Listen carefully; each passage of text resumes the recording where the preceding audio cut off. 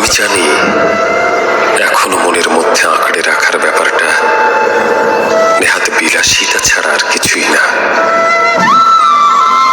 আমার চোখের সামনে একটু একটু করে তোমাকে হারানোর পর আমার জীবনে নেমে আসে জঘন্য অন্ধকার।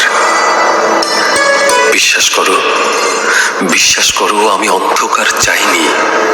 আমি আমি একটু আলো চেয়েছিলাম। আমার হাতে যে মোমবাতি টিমটিমিয়ে জ্বলছিল, যাবার আগে সেটাও নিভিয়ে দিয়েছ তুমি। যা কিছু যাবার জন্যই জীবনে আসে তাদের ফেরানোর শক্তি মানুষের নেই। হারিয়ে যাবার কোনো সুন্দর সমার্থক শব্দ নেই যেমন। সব মর্মান্তিক, সব নিষ্ঠুর। ভুলটা আসলে আমাদেরই।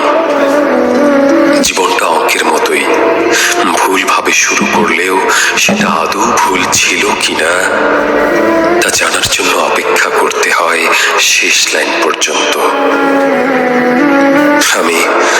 আমি বোকার মতো সূত্রের পর সূত্র বসিয়ে অঙ্ক করে গিয়েছি। শেষ লাইনটা যখন ভীষণ গড়বড়ে, তখন অনেকগুলো সূত্র ছড়ানো ছিটানো আমার সমস্ত পৃষ্ঠা জুড়ে। আমারও মাঝে মাঝে প্রচন্ড ভালো থাকতে ইচ্ছে করে, গল্পের মতো ভালো, যে গল্পের শেষ পৃষ্ঠায় চোখে জল আসে না, হাহাকার আসে না। ভালো থাকতে ইচ্ছে করে ছন্দমিল কবিতার মতো, যেভাবে দুটি শব্দ ছন্দে ছন্দে ভাব ভালোবাসা গড়ে তোলে নিজেদের মধ্যে, যেন একটি ছাড়া আর একটি নিষ্প্রাণ, একা।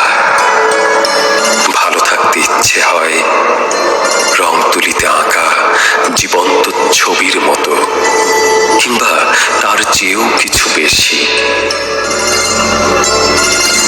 আমি তো কেবল চাইতেই পারি। শুনেছি মন থেকে চাইলে নাকি সৃষ্টিকর্তাকেও পাওয়া যায়। মানুষ কেন পাওয়া যায় না তবে? কেন পাওয়া যায় না?